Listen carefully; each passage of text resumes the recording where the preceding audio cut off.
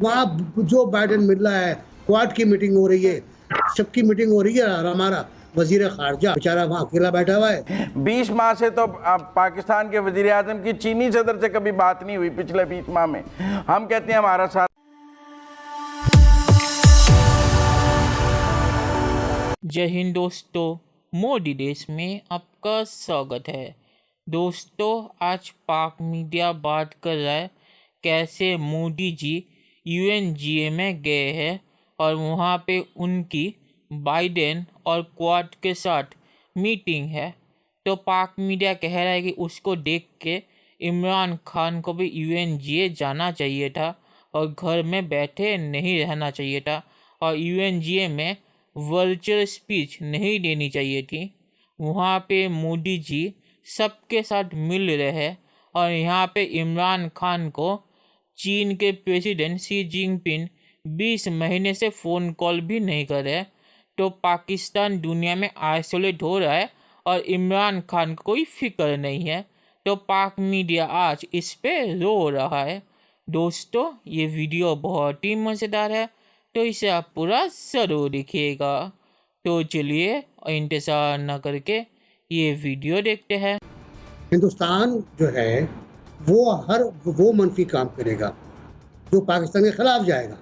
यकीन कर लें कि पाकिस्तान के खिलाफ जो कुछ भी होता है वो भारत कराता है। बहुत से लोग कहते हैं कांग्रेस बड़ी प्यारी है, कांग्रेस बहुत अच्छी। मैं नहीं मानता। कांग्रेस ने पाकिस्तान को तोड़ने में बहुत बड़ा किरदार अदा किया और हमने डोजियर तैयार किए, हमने डोजियर बांटे, यूसुफ गिलानी से लेकर इमरान खान साहब तक सबने तैयार किए। उनका क्या हुआ?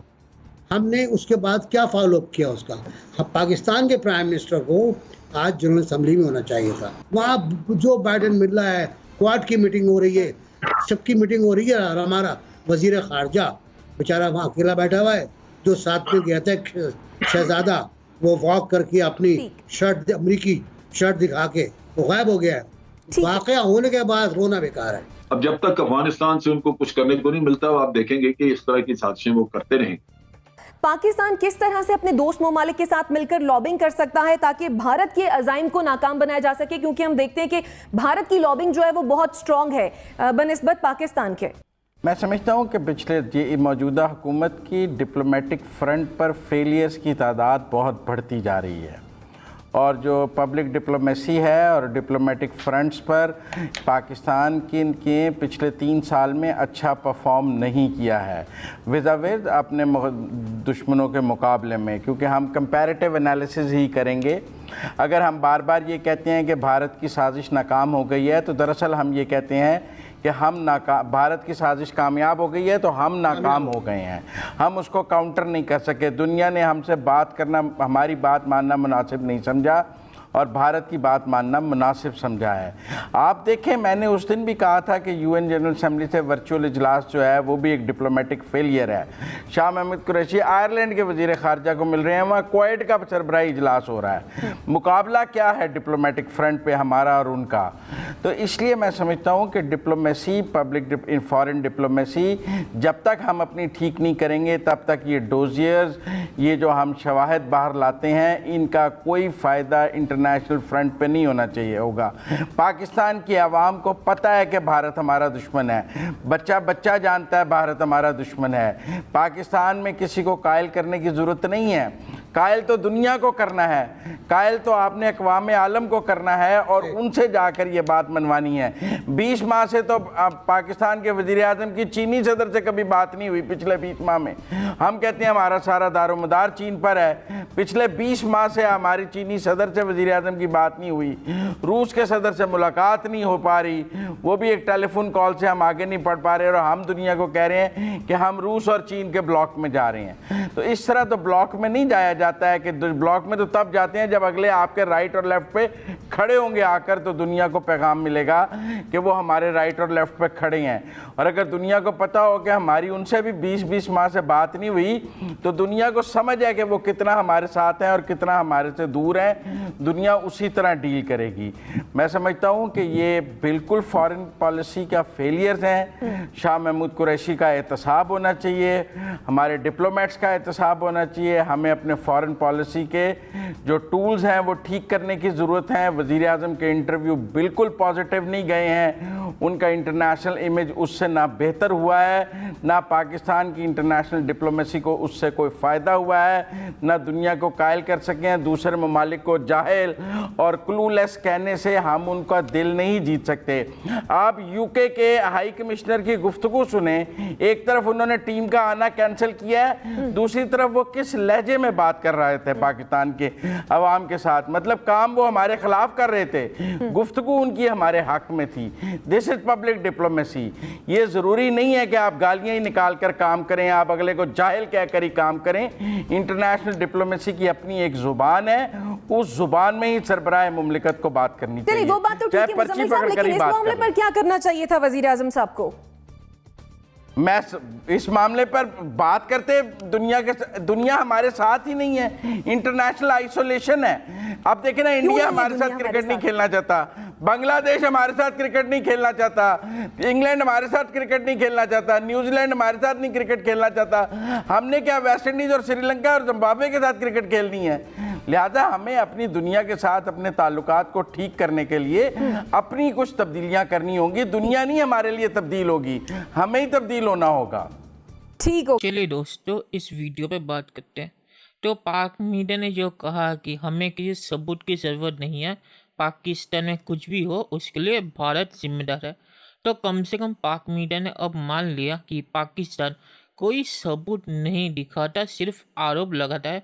और ये आरोप सुन के ही पाकिस्तानी खुश हो जाते हैं कि हमने भारत पे आरोप लगा दिया, अब हमें किसी जांच की ज़रूरत नहीं है। और अगर जांच में ये साबित हुआ कि इसमें भारत जिम्मेदार नहीं है तो उस पे भी हम विश्वास नहीं करेंगे, क्योंकि हमें भारत पे आरोप लगाने के लिए किसी सबूत की ज़रूरत नहीं है।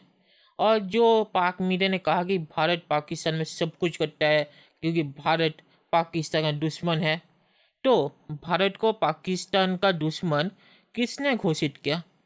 पाकिस्तान ने घोषित किया कि भारत पाकिस्तान का दुश्मन है। तो पाकिस्तान अगर भारत को अपना दुश्मन मानता है तो दुश्मन आपके खिलाफ साजिश नहीं करेगा तो कौन करेगा? दोस्त। तो पाकिस्तान एक तरफ कहता है कि भारत हमारा जानी दुश्मन है और दूसरी तरफ कहता है कि भारत हमारे खिलाफ साजिश क्यों करता है। तो पाकिस्तान ये दो नंबरी करता रहता है।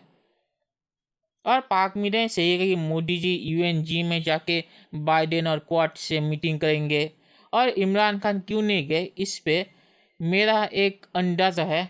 मुझे लगता है कि इमरान खान को पता था कि यूएन में बाइडेन तो उनसे मुलाकात नहीं करेंगे और चीन भी पाकिस्तान से नाराज़ है, तो शी जिनपिंग से मुलाकात भी नहीं होगी, तो वहाँ पे इमरान खान कोने में चुपचाप बैठा रहेगा और पाकिस्तान में वो तस्वीरें देख के पाकिस्तानी ऑपोजिशन इमरान खान का मजाक उड़ाएगी। तो मुझे लगता है कि अपनी बेइज्जती से बचने के लिए इमरान खान यूएनजीए में नहीं गए और सिर्फ वर्चुअली स्पीच देंगे, और उन्हें पता है कि स्पीच सुन के ही पाकिस्तानी खुश हो जाएंगे और इससे इमरान खान अपनी इज्जत भी बचा लेगा। तो मुझे लगता है कि इसीलिए इमरान खान यूएन के समिट में नहीं गए। और पाक मीडिया ने जो कहा कि शी जिनपिंग ने इमरान खान से 20 महीने से बातचीत नहीं की, तो बातचीत क्यों करेंगे? चीन ने पाकिस्तान को $500 मिलियन दिए थे चीनी लोगों की सुरक्षा के लिए। वो पैसा पाकिस्तानी आर्मी खा गई और चीनी जो लोग हैं पाकिस्तान में उनके साथ इन कई महीनों से क्या हो रहा है ये आपको पता ही होगा। तो उसके लिए चीन पाकिस्तान से बहुत ही नाराज़ है, क्योंकि पाकिस्तान ने चीन को ही मामू बना दिया, चीन के पैसे भी पाकिस्तान खा गया। तो इसीलिए चीन इमरान खान से बातचीत करना चाहता ही नहीं, क्योंकि इमरान खान क्या कहेगा कि ये सब भारत की साजिश है, भारत हमें बदनाम कर रहा है और भारत पाकिस्तान चीन के रिश्ते अच्छे नहीं होने देना चाहता। ये सब चीज़ें इमरान खान बोलेगा, और ये सब चीज़ें शी जिनपिंग को पहले से ही पता है कि इमरान खान का पुराना बहाना है ये, तो इसीलिए शी जिनपिंग इमरान खान से बातचीत नहीं कर रहा है।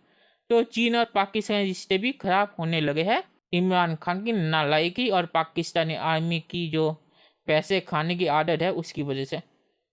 और पाक मीडिया ने सही कहा कि पाकिस्तानी डिप्लोमेसी फेल हो चुकी है, पर इमरान खान तो ये मानेगा नहीं, क्योंकि इससे इमरान खान की बेइज्जती होगी। तो इसीलिए इमरान खान झूठ कहता है कि इमरान खान ने भारत को आइसोलेट कर दिया, और इसका कोई सबूत भी इमरान खान नहीं देता। और पाकिस्तानी मीडिया प्रोपेगेंडा करता है कि कैसे भारत दुनिया में आइसोलेट हो चुका है और पूरी दुनिया पाकिस्तान के कहने पे चलती है।